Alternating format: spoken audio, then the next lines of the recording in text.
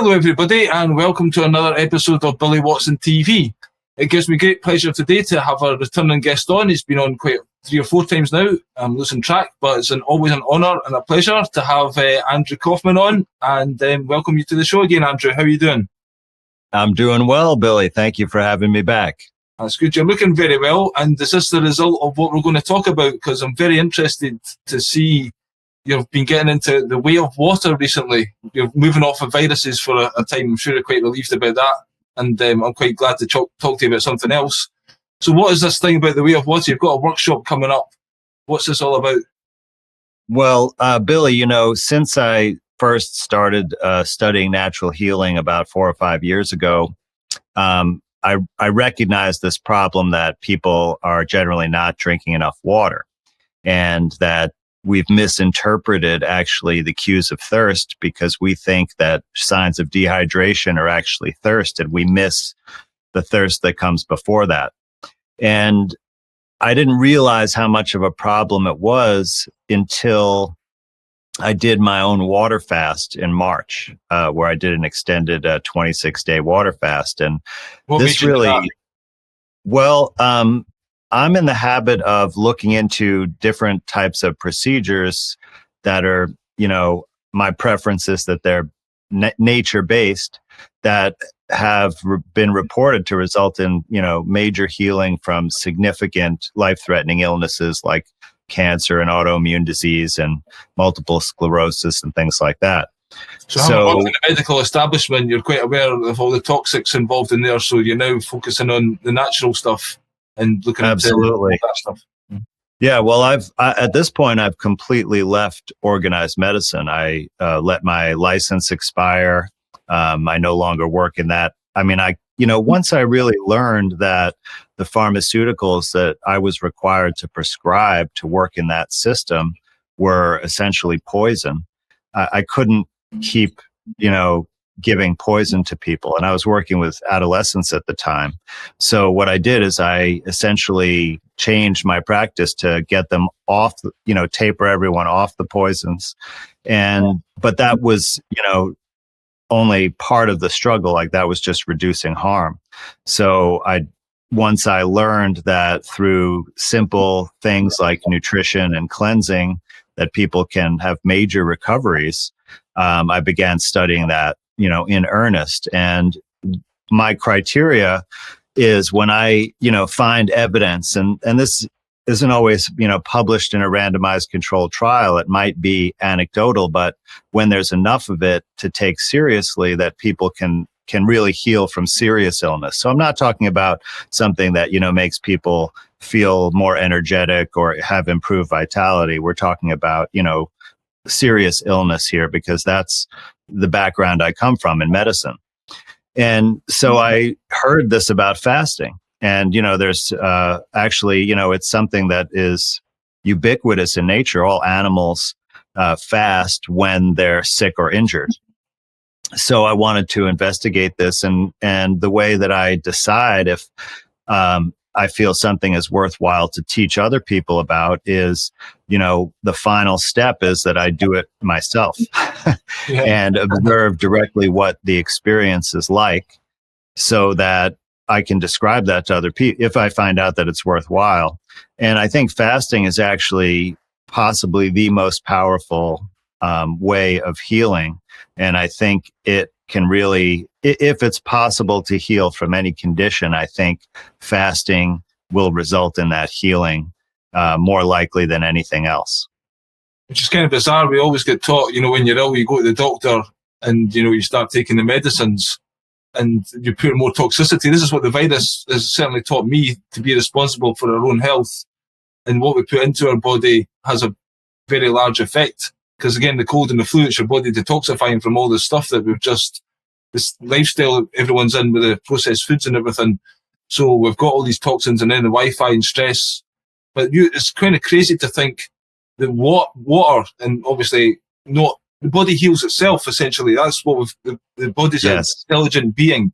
So it knows what to do. And we have to just step back and give the body time to, eat. And the part of obviously eating, that's when the body goes to work digesting stuff, and you're taking that energy away, therefore, from process of actually healing. Yes, absolutely.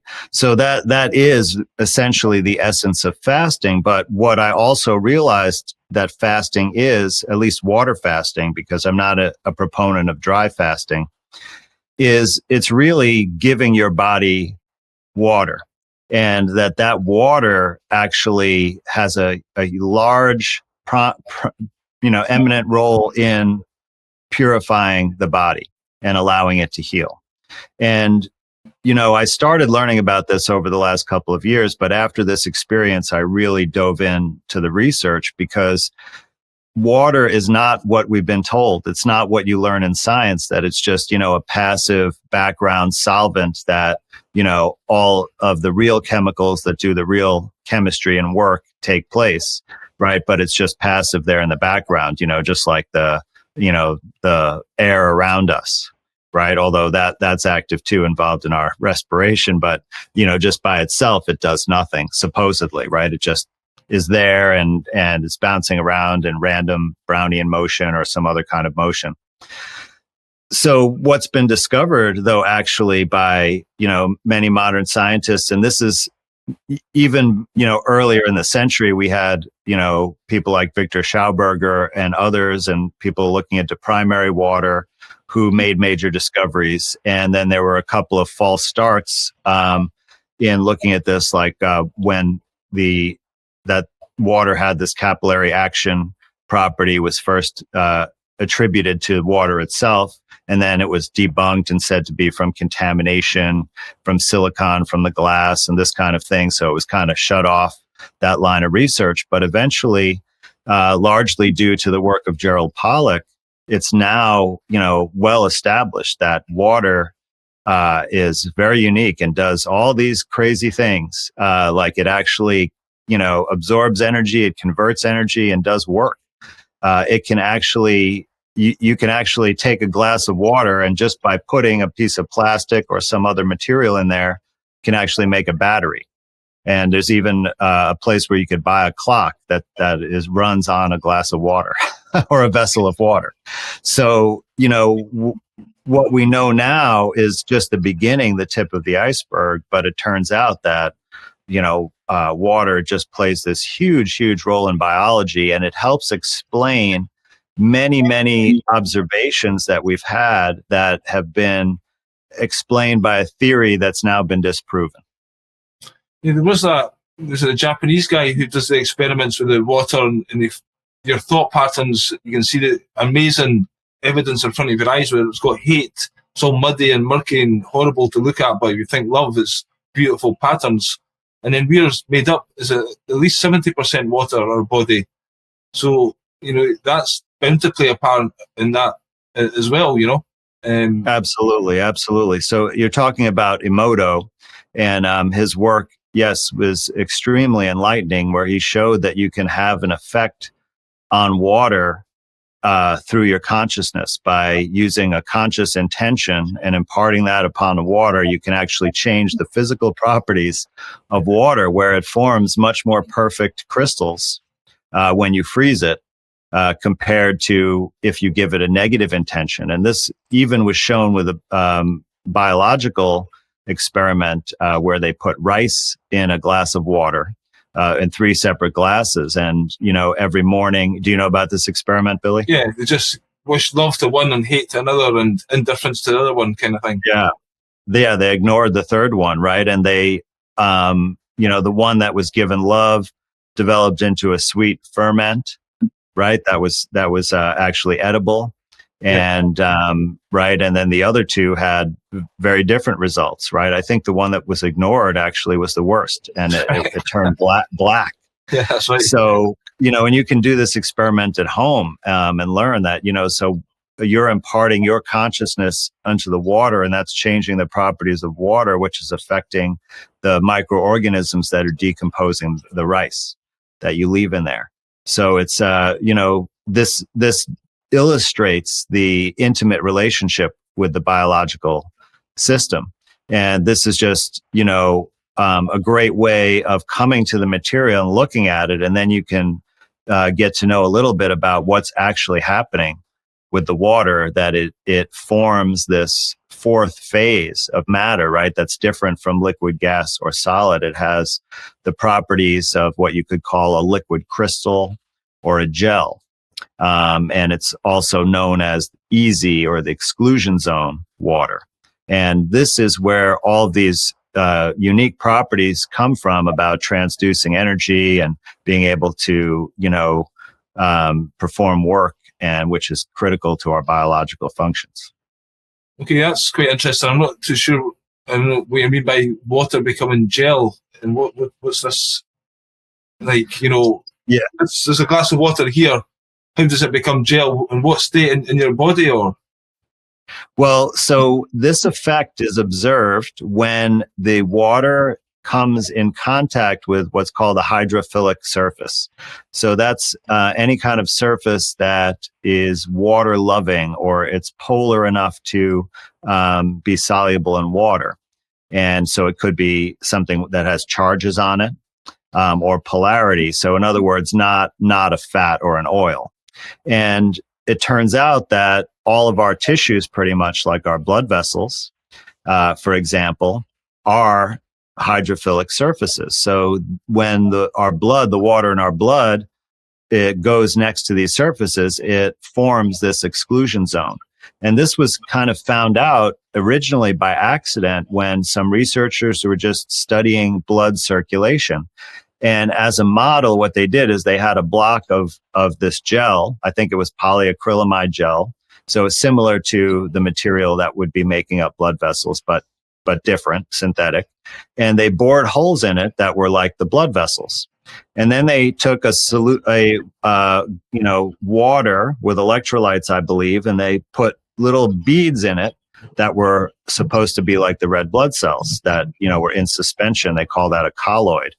And when they put this suspension through the holes that were simulating blood vessels, they noticed that none of the beads went near the surface of the tunnels, right? And it was like they were all concentrated in the middle as they flowed down. And so they called it the exclusion zone because it excluded, right, the beads. And so essentially there's like a ring around the interior, right, where there were no particles.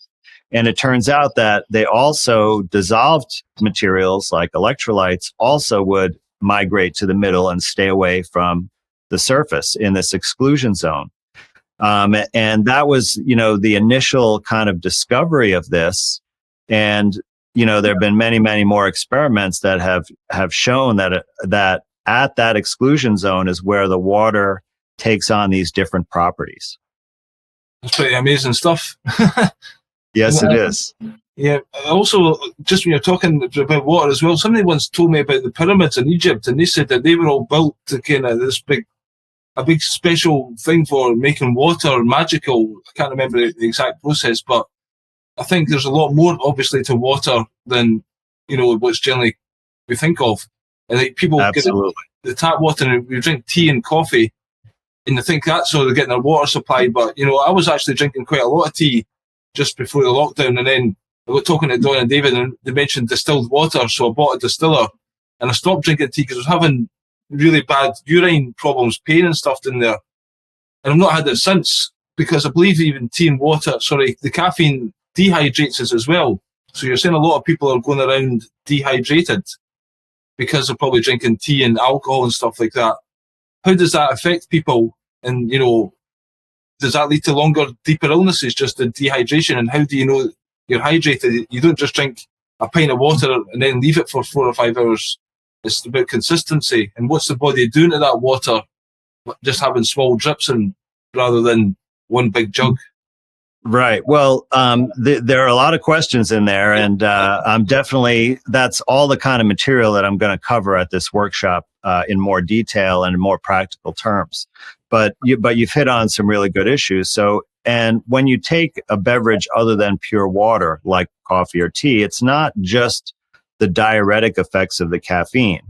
And those, it depends on the amount. So if it's just 1 cup or 2 cups, probably it's not enough caffeine to dehydrate you through the diuresis. But if you're drinking all day, or if you're substituting those for pure water, then it's not going to work in your favor for sure. But there's another problem with those, which is that they have lots of chemicals, from the plant itself that don't necessarily have a good effect on your body. For example, when you drink a lot of coffee, right, it makes you go to the bathroom, defecate, not just it makes you pee. And that's because it's essentially, somewhat toxic to your gut, and it's causing it to cleanse to get rid of it. And it might get rid of some other stuff. This can be used, therapeutically sometimes, like with coffee enemas. But especially if you're getting tea or coffee that are not organic, they have, some of the highest use of pesticides of any, plant material. So in addition to getting the possible loss of water, you're also getting exposed to these other toxins. And that's, part of the problem with drinking those things. So it's best to keep that in moderation and drink mostly pure water, or, exclusively if possible. Yeah, that's what I've been doing. And actually, with the distilled water, I really love it. I just find it amazing, though, with the coffee you just mentioned in there, it is a really bad toxin, but especially when I was living in Turkey, I don't know what it's like in your area, but coffee shops just seem to sprout up everywhere. And, Starbucks maybe was the start of that. And then you get all these other ones. It's just like everyone's become mega addicted to coffee these days, and all these different styles. Well, it's not, I'm not sure about in Turkey, but in terms of like Starbucks and what you're talking about, it's not just the coffee, because people aren't just going in there and getting a black coffee. Yeah, they're getting all these sweetened drinks with dairy products and with sugar, and those things are addictive as well, right? So we know that there's like opioid type of peptides in dairy products, especially in, I believe, A1 type of dairy cows, and then of course we know about sugar. So it is a major problem, and those things are highly detrimental to your health. And also those commercial places, they have regular coffee. They don't have organic coffee or pesticide-free coffee. They're not really concerned about that. And the same thing, they're probably using corn syrup and GMO corn syrup and other products like that. And I'm sure it's pasteurized, highly processed dairy products. So, all around, it's not a good thing. Yeah, it's incredible how poisoned humanity actually is with these things, isn't it? It's just we're going out of our way to pummel our body with stuff that doesn't actually need at all. What was your fasting experience like then? Because it's like food is an addiction for people.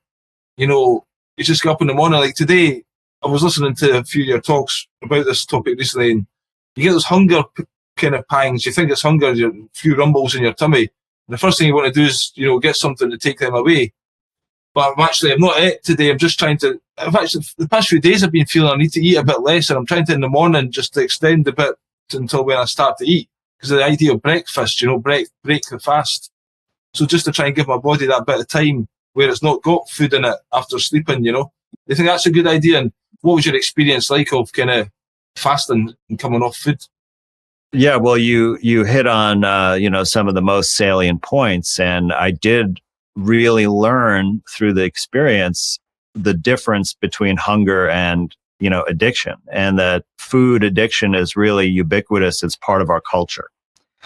And it's really, yeah, absolutely. But it's a lot harder to, you can't avoid it, right? Like if you have an addiction to heroin, for example, right? You're not going to go walk into a public place and see a bunch of people shooting up and offering you some.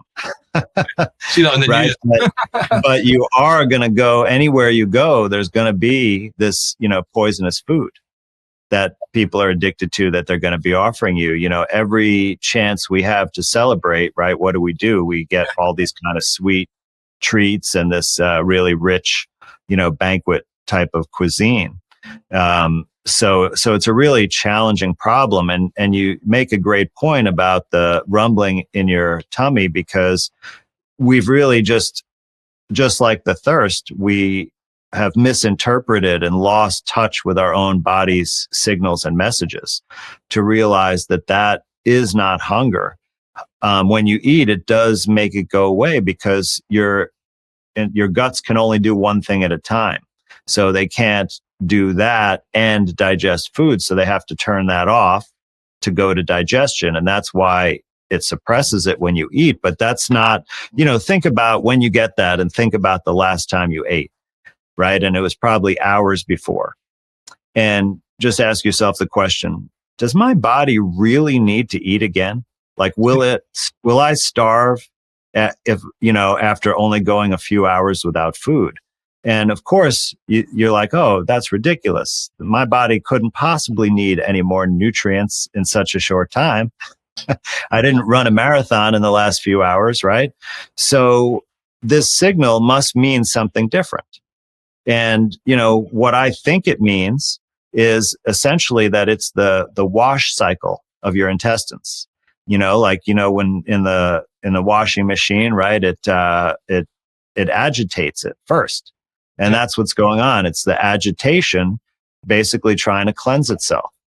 And if you interrupt that process, like we often do in our modern medical paradigm, then the body can't complete that cleansing.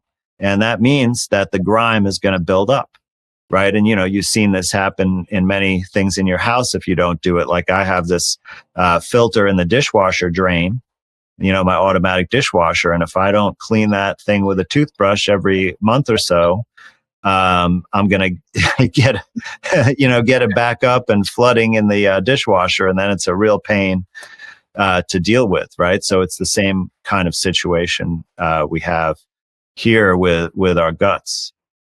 So the guts are just, what are they doing then when they're doing this wrong? When you're saying that they're cleansing it, is it just kind of... Yeah, it's wringing itself out. Okay. Right? I mean, like stuff gets stuck to the walls on the inside. Like if you ever had a clogged drain and opened it up, right? What you'd see is on the inside of the pipe, on the wall, there's like this greasy sludge that builds up. Yeah. And eventually it can even block the whole pipe. So the same kind of thing can happen in your pipes. And this kind of, wringing and writhing motion, right? It just breaks stuff up, loosens it up so it can then, move through and be eliminated. And that's what we're interrupting. So we're letting that sludge just build up. And then, eventually it could manifest as a real illness. So obviously then fasting is probably the best way to go about getting into that properly. But if you're just starting off, people are going to find it difficult to want to fast for 24 hours even. I mean, that's probably a good place to start. But maybe in the mornings like I'm doing, how long do you really need to give your body every day of doing this kind of... Right. Well, what you're talking about, is known as intermittent fasting, but I wouldn't really say that it's fasting because, it's just the normal pattern of eating that we've lost touch with. You mentioned breakfast before. Breakfast is really a manufactured meal. Like it was created by the food industry. It was not a practice that people had of eating upon awakening. They would have coffee or a beverage, but not a meal.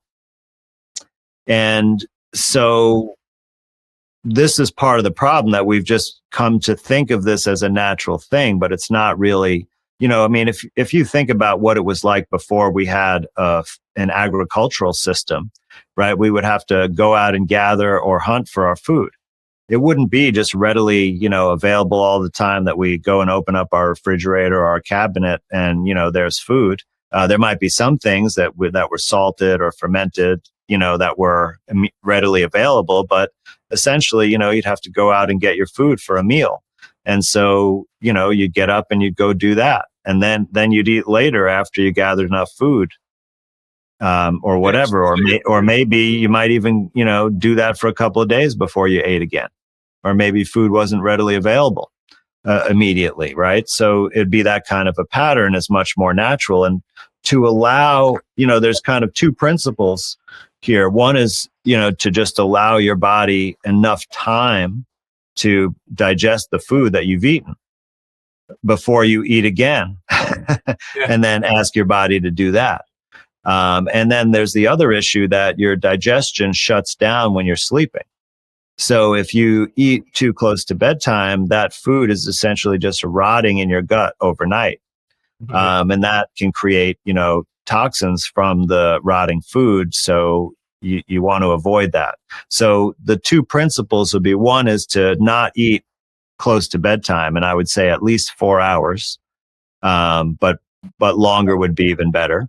And optimally, it should be a 4-hour window that you eat. So there's, 20 hours a day that you're not eating. Now it could technically count if you go 18. So if you have a 6-hour window, but a 4-hour window is much better. So it's natural to have 2 meals, 3 hours apart in that time frame, right? So for example, you could have your first meal at 2 in the afternoon, and then your second and final meal at 5 in the early evening. And then if you go to bed around 10 o'clock, that should work out. If you go to bed earlier, you can make it 1 and 4, that kind of thing. And that should work really well. And it might take a few days to get used to, but it actually, you can readily get used to going that long without eating, without, having any discomfort, especially if you reinterpret. Like when doing a fast is a little bit different. And, not everybody starts out, with the confidence to do 21 or 26 days. Yeah. I realized that wasn't the first fast that I did. I did several 3-day fasts and then a 5-day fast before that, just on my own. And on your own is much more challenging. But that I did with group, with supervision and part of a group, and having that accountability and support. Even better would be to go to a fasting facility. So you didn't go somewhere, or you done this online through a group, is it? Yes, I did it remotely because, I just couldn't leave for that long, leave my children, and there were travel restrictions at the time. To them, yeah. Yeah. So, but I'd like to go there in person and do it. I plan to do it again. So okay. If I can arrange it somehow, I'd love to do that. So during the course, were you meeting up every day online, and they were the group was meeting and they were all sharing your experiences, and basically exactly. If anyone had any issues, or giving advice what to do. But in the main, is it just a case of stop eating and drink water, and that's what you were doing? Well, it's a little bit more than that, because you have to take time to rest. So, optimally you would not even work at all, or not have any, responsibilities. So if you can work that out, that's the best way. And of course, if you go there in person, that situation is the default. Yeah. But that was the, challenging part to me, to balance, like, can I, still run a business? Yeah. And fortunately, my staff really picked up the slack. Did you flag a bit? Did you find it hard, and were you losing energy? And imagine even just a 24-hour fast, it helps to build up the strength of will, because it's like almost mind over, your body, old instincts. So right. So once I was a couple of days into it, and I reinterpreted those, writhing in the stomach, which, by the way, only lasted for a couple of days into the fast, and then really stopped. So because all the grain could have been cleaned by that time, Yeah, quite possibly. It actually was, and then it was going into a deeper, cleansing and healing, which is part of the fast. So I didn't really feel hungry. Okay. During the fast, even when it was time to start eating again, I didn't have real hunger. I had after 21 days. 26 days. 26 days, right? So, I was excited about eating again, right? But that was more of an emotional thing. It wasn't, true hunger. My hunger came back, of course, but it wasn't so I did from time to time, though, experience food cravings. Yeah. And it for really bad stuff, like fast food or, ice cream, things like that. Yeah. Things that you've probably eaten before, you've got that connection with. So it's almost like the body's kind of recognizing, give me this, I like this kind of thing. Right. It's almost like the body is cleansing from those things. And on the way that they come out of your body, it's like you get that, experience that thing again. It's an interesting phenomenon. Some people actually who had drug addictions experience the intoxication of the drug while they're going through the fast, like for brief periods. Yeah. It's like this final call, come back, don't forget about me, as it's kind of right. Well, it could even be that some of the substance was stored somewhere in the body, and as the body heals, it like gets into the blood, before it gets eliminated. I mean, it'd be great to be able to do an experiment to test that, because that would, totally be an astonishing finding to the medical establishment. But, it seems quite possible. Well, I was actually thinking, I'm wondering if, they got these 12-step programs, whatever, if actually fasting is included in that, because maybe that's... Absolutely not. I mean, when I was doing my training in psychiatry, everyone was expected to like go to some of those 12-step meetings to see what they're like. And I thought this was really fascinating. But what I noticed, and I went to several different meetings, like with different types of people, because, there's one like that was for actually medical professionals. That was the first one I went to. And then I wanted to see, where more sort of poor, homeless, drug addict type people would go. And I went to a meeting like that. But what I saw at all the meetings was that they basically transferred their addiction from the drug to coffee and cigarettes. Right. and junk food, right? So there would be like all these wrappers of candy bars and stuff, and then everybody would, be chugging coffee and chain smoking. Yeah, that's the problem in society. Is so you talk about coffee, but even alcohol is so out there for people. All these toxins just everywhere. And we really have to, again, the coronavirus nonsense was a debacle, but in some ways I think it's been a kind of wake-up call for everyone to really start focusing on their health and taking responsibility for it. Right. Well, Billy, that's, I think in the community that we generally exist in, I think that's absolutely true. But if you look at the broader population, they made a specific effort to keep liquor stores open. Yeah, it's ridiculous.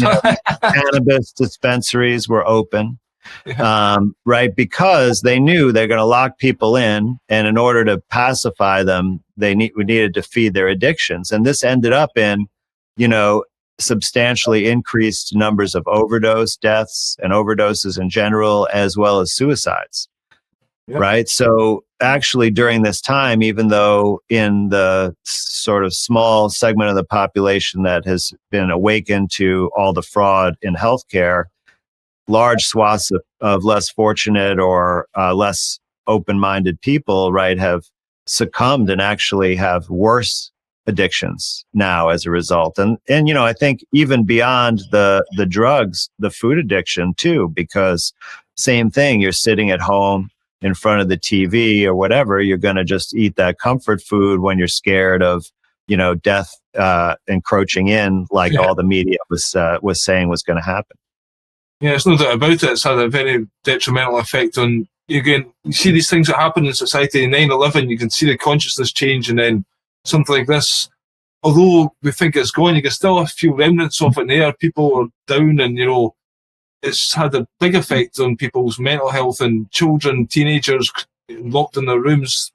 It's just horrific. But again, the idea of you doing these workshops and other people like yourself is to try and get this information out there that people can take responsibility for their health and do something about it. It's not a lost cause, and we have to be consciously working together to heal each other. I've done various workshops, and you realise after it how bad you were coping before. It's only when you spend a bit of time on yourself, you're like, oh God, then you realise you have empathy for other people and all the burdens and stuff that they're carrying around. Yes. So the actual... Well, I just want to say, so like in this workshop, I'm not teaching about fasting. I just want to be clear because, that's something that is, that's a major protocol to go through, right? It's actually could be a life-changing, substantially life-changing event for people. But not everyone's ready to do that, and we don't all need to do 21-day fasts right away. But if we can learn how to drink water properly and rehydrate our bodies, we can have, amazing results and be much more resilient, from a variety of issues. And just this week, this is a total coincidence, but I had a client, with several issues, and part of the recommendation, of course, was to increase their hydration. I gave them some specific instructions, and they sent me back a reply that they hadn't done anything but increase their water, like as I directed, and the swelling in the ankles was gone, the energy came back, and the mental clarity came back just from simple hydration. And this is the kind of, we don't realize how much of the problems that we have with our bodies is due to this, just not getting enough water in our body, or the water in our body is denatured.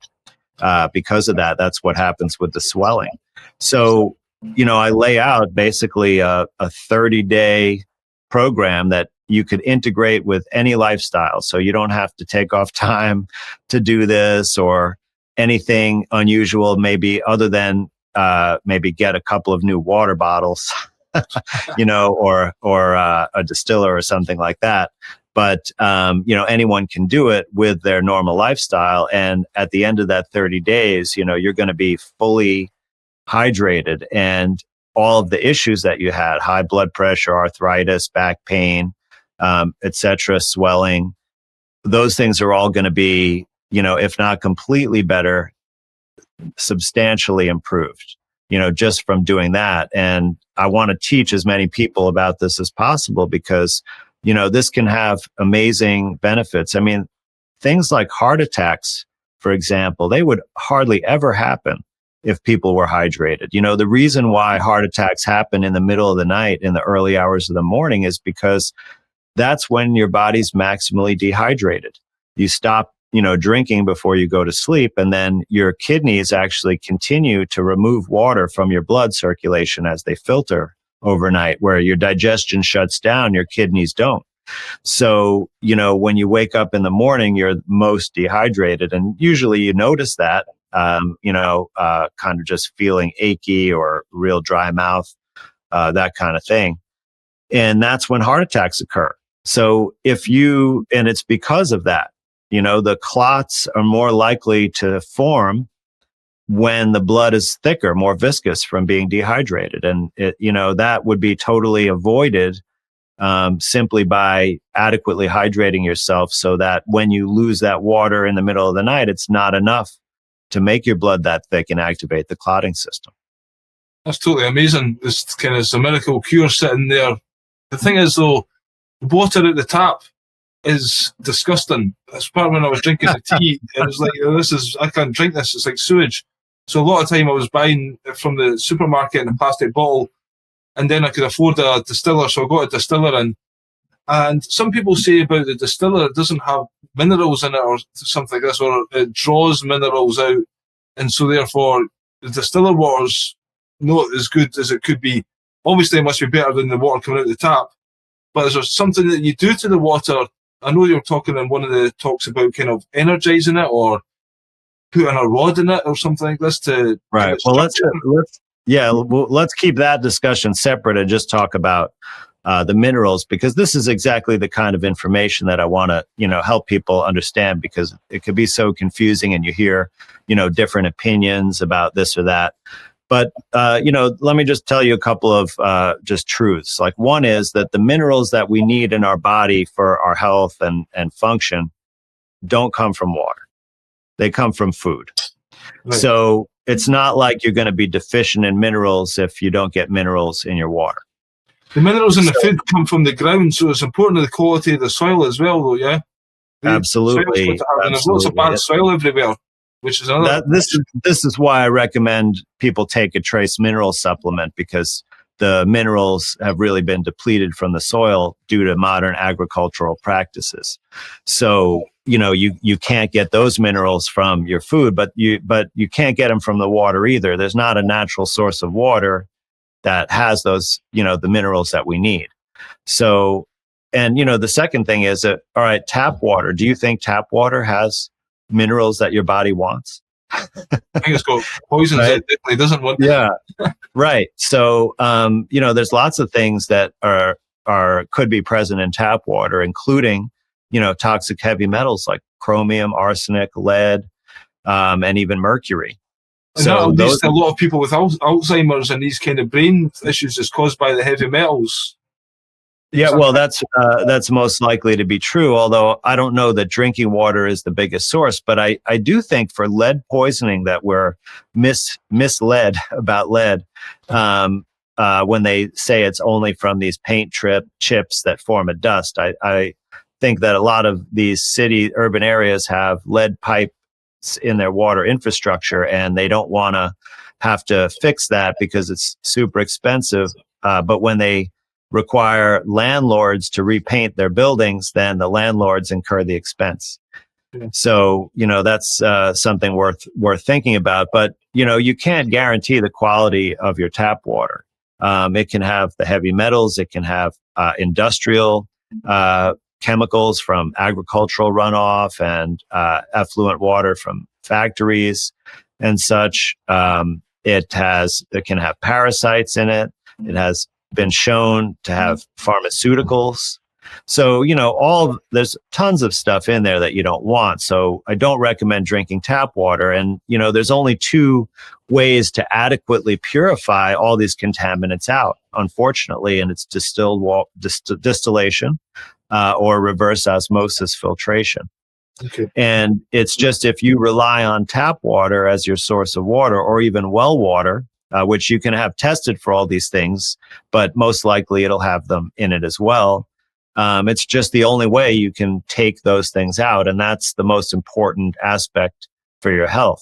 It's not exactly the most ideal thing that nature intended, but you can be healthy by doing that. And there's ways that you can improve the quality of the water that I can get to in a moment. But I want to talk about primary water because there is a natural source of water that is readily available and may very well be available in your area that you can drink. And it's actually what nature intended us to drink. And the truth is that water is not a limited resource that is just being recycled endlessly like we're taught at school.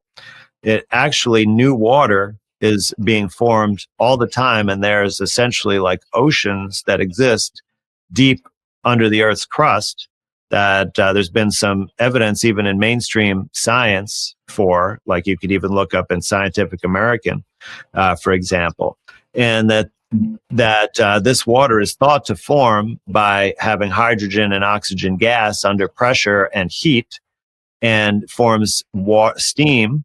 And then the steam comes up through cracks in the rock under pressure because of the heat and pressure, and comes out in springs and geysers and things like that. And so if there is a spring, and these things, if you just looked at what happens with a spring, the water just keeps flowing up indefinitely. It never runs out. And you have springs that have been, documented to be around for thousands of years, where you could still go around the world and, bathe in them or collect water. And I've been to a couple of these sites in the United States, just on vacations where they happen to be a thing in the town, and you go there and people would come up with their, SUVs filled with water jugs in the back, and they'd fill these up. And so if you can get to a source of this, and even, by the way, wells can be drilled to access these sources of primary water. You can go to the Primary Water Institute's website and find out more about that.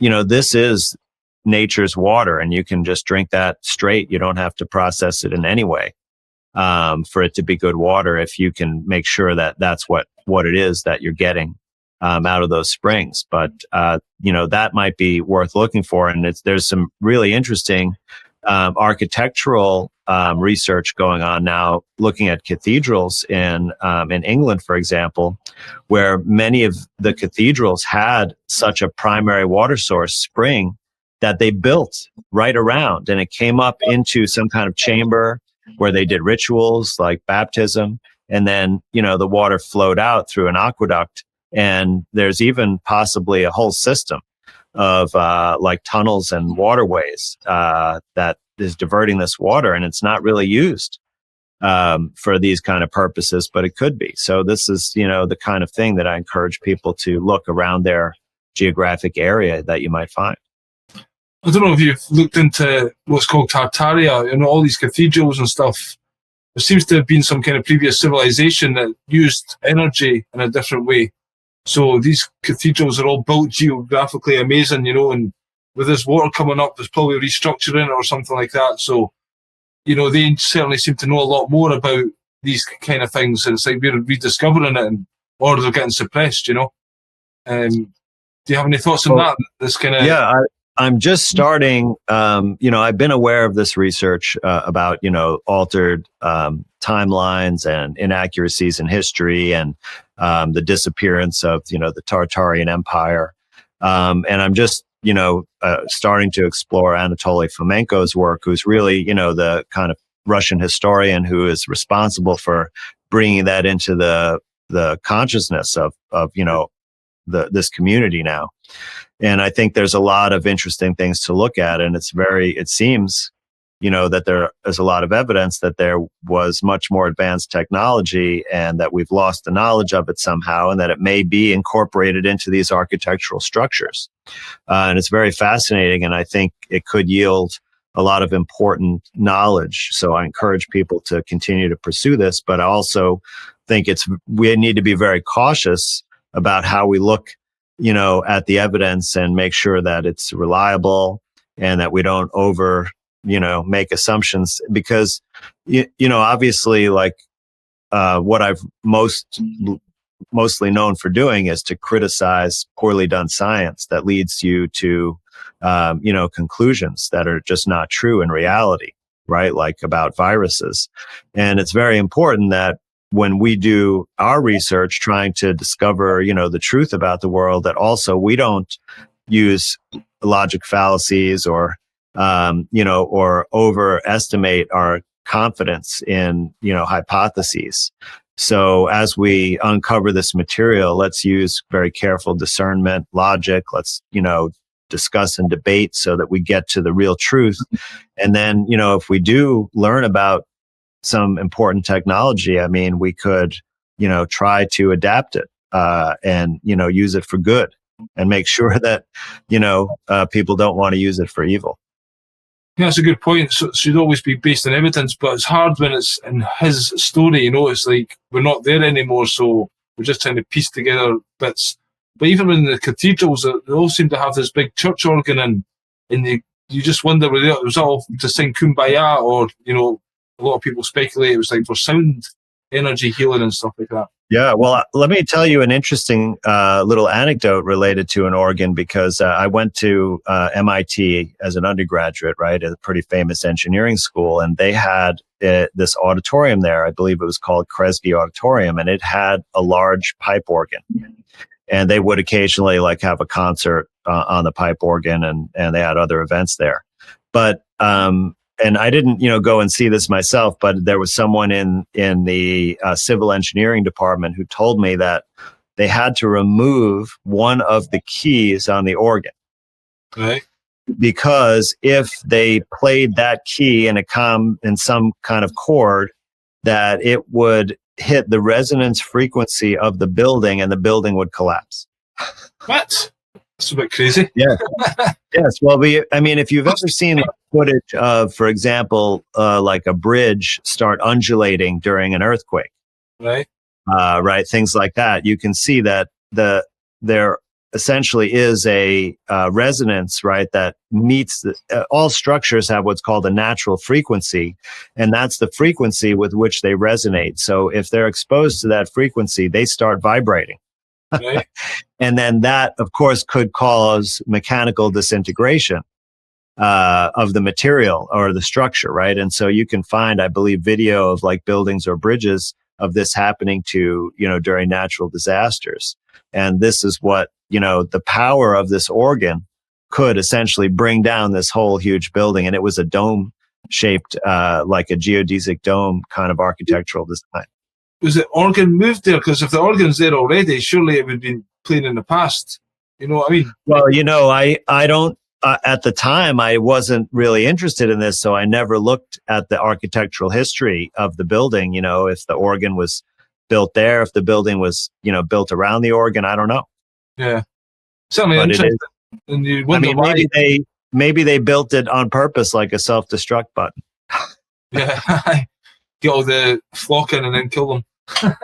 I mean, there are other interesting things on the campus at MIT, like for example, the main building structure, like the original buildings on the campus that existed, is this really, really long hallway, and then coming off of it, at right angles are these other buildings. But everything is accessed from this long hallway, and they call it the infinite corridor, because everything's got to have a mathematical term there. But at the entrance, the main entrance to the infinite corridor, there's like this large room, and it has huge doors, and then it has this glass panels, and I don't know if they're stained glass, but they might be like leaded glass or that kind of thing. And then there's this one piece of glass that has a lens. And on one particular day of the year, and I wish I knew, I'm sure it has astrological significance, the day. Yeah. The sun at a certain hour focuses its light on that lens, and a beam of light, like a laser beam of sunlight, goes the entire length of the infinite corridor. Wow. It's like those old cabins that are built in Ireland and all that, the Stone Age ones. Yes, right, where they have, something that would tell you when the solstice was, or one day of the year the room lights up and that kind of thing. Exactly. So it was that type of device. I wish I had looked into it more, because I was just like, oh, it's so cool. And, and you can't walk down the hallway very easily. Yeah, but again, it just shows you the knowledge that these people have in all these buildings. Even the cathedrals, you mentioned the stained glass windows. Some people speculate they've been put into a lot of the churches because the empty holes before were like part of the way it would get free energy from the squire, or what do you call it, spire, with the thing on top. That was like the generator of the antenna, and it would all connect with each other. Essentially, it was all connected. There's free energy everywhere.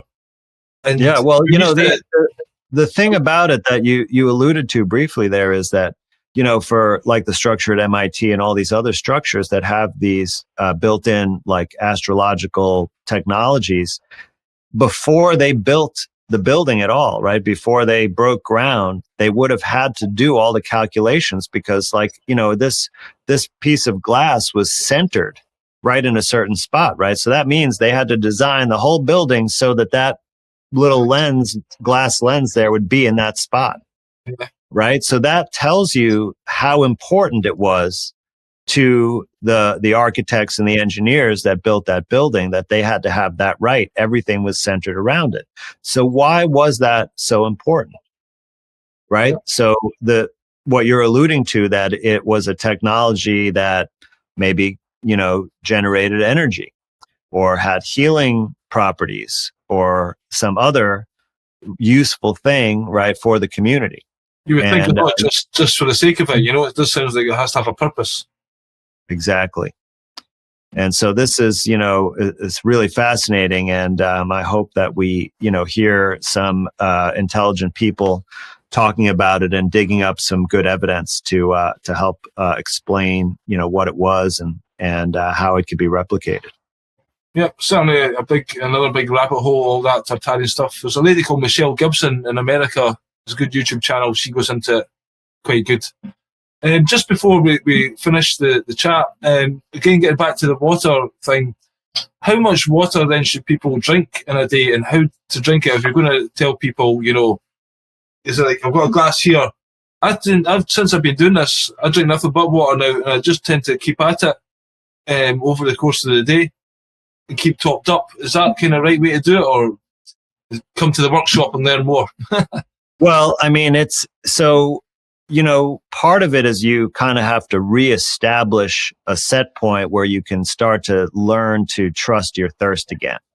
And then you might need to adjust a few things in your lifestyle to prevent you from getting more dehydrated, like be careful about caffeinated beverages, for example, like we discussed before. But there's not one amount of water that is right for everyone. And the reason I developed this kind of 30-day protocol is because there's a way that you can adjust, like everybody starts out at one point based on how much you weigh. And then, from day to day, depending on your experience, you make adjustments to your daily amount. And you keep doing this all the way through. And so the amount that you're going to drink during the 30 days, it could change as often as every day. I mean, it's not going to change every day, but it's not going to be static. And then, then you'll be at the end of that and you'll be at a certain amount of water, but you don't have to keep drinking that water forever. Because that was, the water to rehydrate you. And then if you have new habits, then you'll be able to maintain hydration. And then you could always go back and do another 30 days if you fall off track. So it's very user friendly in that way, but it's, a little bit too complicated I can't just give you a number, this much. I'll tell you that it's more than you're drinking now, most likely. Yeah. And like the Institute of Medicine, for example, in the United States, that their numbers are reasonable. They say a man of average weight should drink 3.7 liters of water a day, and a woman should drink, I think, 3 of average. So that's that's a reasonable guideline, but it's not going to be enough to rehydrate you. Most likely, and it may be enough to maintain you if other factors, like one factor that people are unaware of completely, and I was ignorant to this even before I did the water fast, and Lauren Lockman taught me some very important things, is that when you eat food that's cooked, it's actually dehydrating you. Right. Right. Well, I was going to say about other foods you take can provide water, fruits and vegetables. Yes, that's a source exactly. Of water. So raw fruits and vegetables, and I don't necessarily recommend eating too many raw vegetables because they have kind of poisonous things in it that are, neutralized somewhat by cooking. But fruits, lettuce, salad. Lettuce was bad for people. It's like kale and all these other ones are good, but there's something about lettuce that's not good for humans. No, it's the opposite. All it's right. the kale has anti-nutrients in it that will suck iodine out of your body and possibly other nutrients. So the soft leaf lettuces are what's safe to eat raw. Okay. And I'm not aware of any adverse effects that anyone's ever reported from eating lettuce. But eating raw salads and raw fruit, those are very high water content, and you shouldn't even drink any water when you're eating those meals because you would then dilute it too much because there's so much water in it, and it's adding water to your body. But most people, that's not what they eat. Most people eat cooked foods, dried foods, fried foods, lots of fats, baked goods. All of those things, some of them are extremely low in water, close to zero, right? I think, baked sweets like cookies are something like 15% water. Wow. Fried foods are really, really low as well. So if you pay attention to the water level of your meals, that can make a big difference on how much water you need to drink outside of that. So, if you eat a higher portion of raw foods, and then with cooked foods, you can also, by the way that you cook them, you can change vastly the water content. So for example, if you make soup, right, then you're adding water to it. So that's going to be a winning strategy in terms of hydration level. And other ways of cooking things that keep them moist and juicy, like braising, making stews.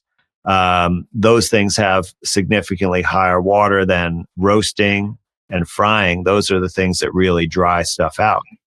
So, so how you prepare the vegetables and the meats also, if you're cooking it, definitely makes a difference in terms of this. So that's part of the equation, is to pay attention to that. And that's not something I hear anybody really talking about, certainly not in the mainstream. When they're talking about drink more water, they never say, what about the foods you eat? But that's an important consideration.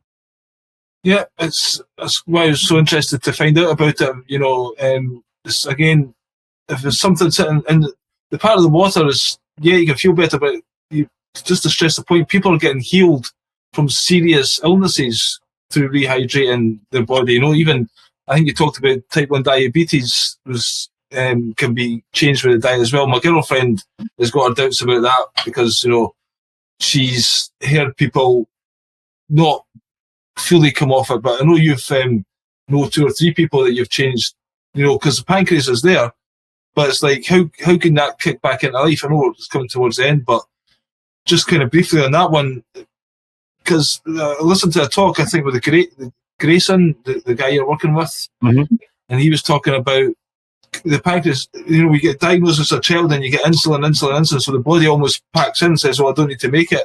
But surely it stopped making it in the first place. What caused it to stop working, and what can you do to make it start working again? Right. Well, I don't think anyone really knows the answer, what made it stop in the first place. I would hypothesize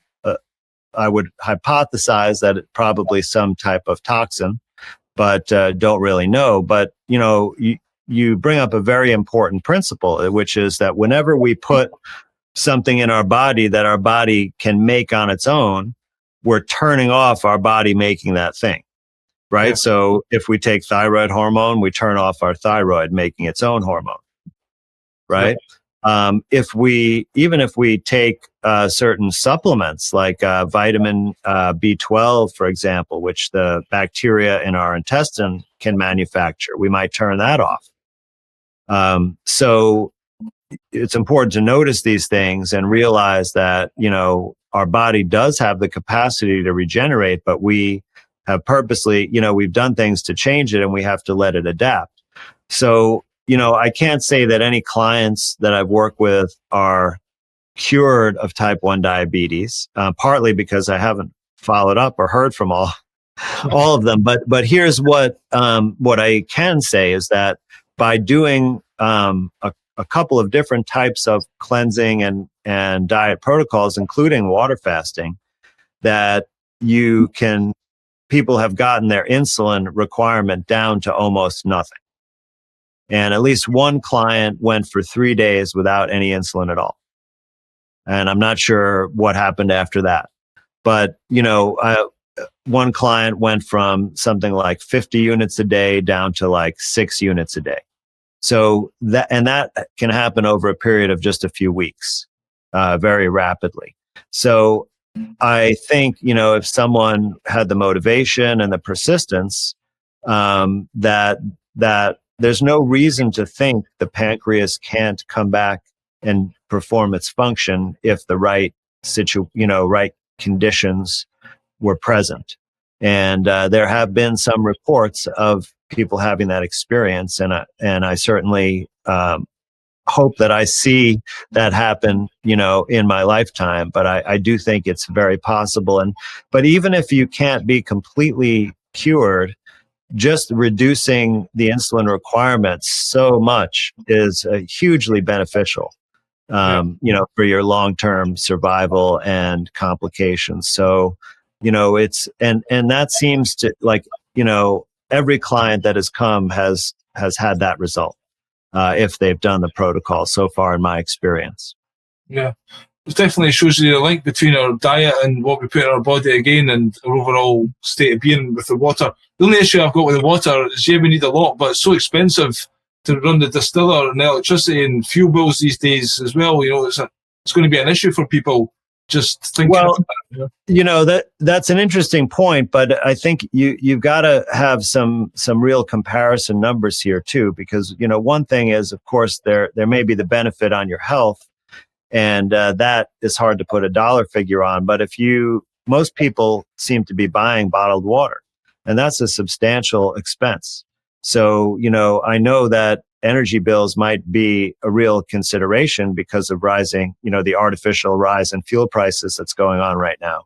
So maybe reverse osmosis might be a better solution, because it's passive in terms of energy. It does use more water. So if you pay for water, it will affect your water bill, but it's way, way cheaper than bottled water, even buying the filter replacements and such. So that may be, a good workaround. Now, there's also gravity filters like a Berkey that can do a pretty close job to the other technologies and would be adequate. And this actually, it's a kind of thing that's good to have for an apocalypse kind of situation, because it doesn't, you can, just pour any water into it. You don't need flowing water out of the sink if that gets turned off.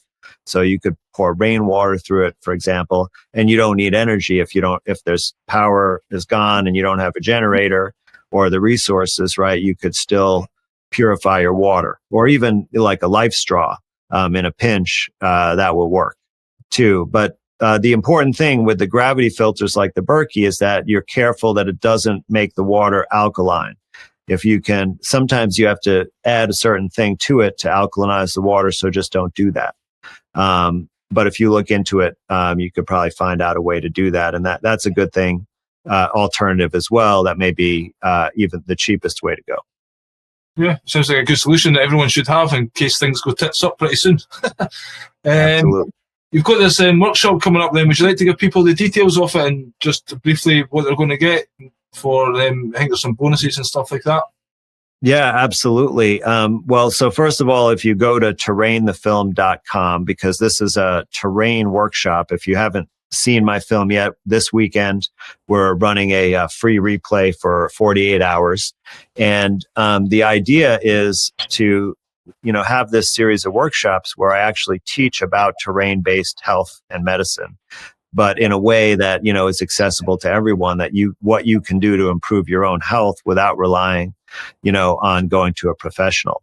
And this is, the first in that series. So I'm really excited about it. And I'm going to sort of explain these aspects about the new science of water, about why water is so important for our health and biology. And then I'm going to teach you how to do this 30-day rehydration protocol. And then you'll get a written 8-page protocol.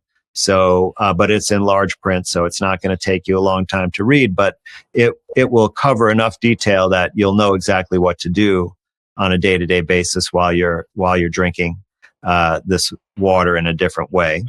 And then you're also going to get a water diary form where you can keep track of how much water you drink every day and keep track of what your day-to-day requirement is, and even the water content of your meals and other important factors. So it's very, want to make it very practical that, here you can do it this way. It will be effective. You'll hold yourself accountable. Of course, yeah, something like that. There's nothing learning and stuff, but you've got a practical thing to apply it. Then for people to take away. And do they come back at the end and talk about it, or is there a follow-up? Well, there is, question and answers at the end of the workshop. Certainly, I have ongoing workshops every month through my True Medicine Library membership, which is very, very inexpensive, only $5 a month.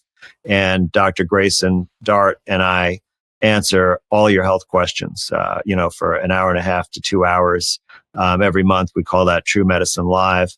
And that would be a great place if you, after this workshop, if you want to have follow-up questions. Of course, we always, take questions through email, and we also offer consultations where I can speak with you more in depth about, your questions about these things or how they apply to your specific health situation. But I think, I always stay on a long time and make sure everyone is, questions have been answered. And I've really created this material in such a way that, there's no scientific jargon. There's no, you don't have to do any mathematical calculations or anything like that. It's very simple. You'll understand the principles of it, and you'll understand why the water is so important for how your body works. And I think, understanding this about water, right? It struck me initially in an emotional way. And it's really been like a total revolution in thinking for me about how I understand health and biology. I mean, it's even lent me to understand the model of the cell in a whole different way. That's how fundamental it is. And I want to, give the opportunity that you can also like just see this. It's almost like water it has magical properties. I mean, it can defy gravity, for Christ's sake. So, it's just like, I want to inspire people to have that new relationship, with this ubiquitous fluid, which really is what drives everything we do. It's great. It sounds very interesting. And just remind us again how people can sign up for that. It's on this Saturday, I think, at 12 p.m. Yeah, a week from this Saturday. Yes, this Saturday we'll have the terrain replay, and then the next Saturday is the workshop. So you can sign up on terrainthefilm.com. It'll be right there at the top of the page. It's called the Way of Water Terrain Workshop.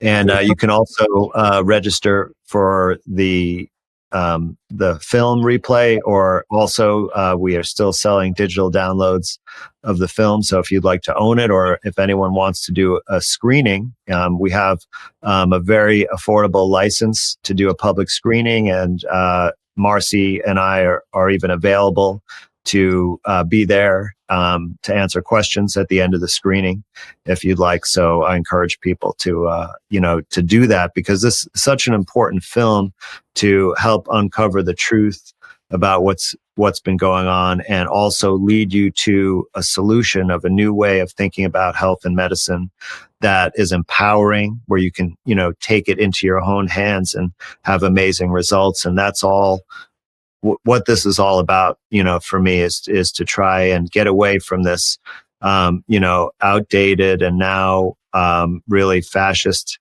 health system, and empower people into a new way of, enhanced vitality, freedom from chronic medications and chronic disease. And, so go watch this film and you can see, where this comes from and how it can come about in your life. And we want to get that out to as many people as possible. So, if you want to do that in your area, I think, it'd be great. People love coming to a movie. It's a social occasion. So, everyone should at least check it out this weekend, and please come to my workshop and learn all these fascinating things about water. Sounds great. I've not spoke to you since the movie was released. I talked to you and Marcy before, so I really did enjoy the movie. And again, what you've done with that, you showed the virus and the faults, but then you did go into the water issue in the end of the movie as well, and you're moving towards this. So this is obviously the next continuation with the Way the Water workshop, and you're continuing the terrain, essentially. It's all about that, isn't it? How we're responsible for exactly. That's exactly right. Cool. So thanks very much for your time. Everyone else, thank you for watching, and turn up terrainthefilm.com and be part of the workshop. Terrainthefilm.com. Terrainthefilm.com. It's called Terrain the Movie, is it not, though? I don't think we ever said that, but you could. Right. It is a movie. Right. Okay. No worries. Thanks very much for your time. See you the next one. Cheers now, folks. Bye bye.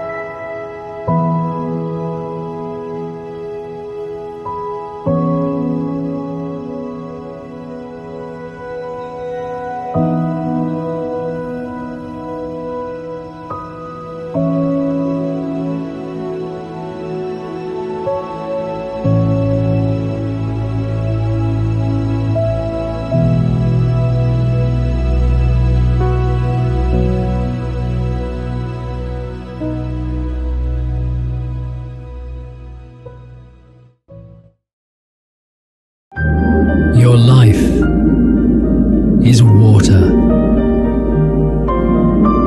99% of your molecules are water. That's why the structure of that 99% determines the quality of your life. analemma is an architect of water in your body. It structures the molecules in the water you drink, creating coherence inside your body and mind. Coherence unleashes the body's own natural rejuvenating power. It revives, realigns, and regenerates you. Producing a powerful dietary supplement, over 1 million years in development. A highly concentrated, complex natural formula, rich in trace minerals as well as fulvic and humic acids. Mother Nature's ancient elixir for energy, revitalization, and long life. Shiljit Mumio means conqueror of mountains, destroyer of weakness. Take in the nutritional wisdom of the ancient past. Unleash the vibrant, healthy being inside. Become the conqueror.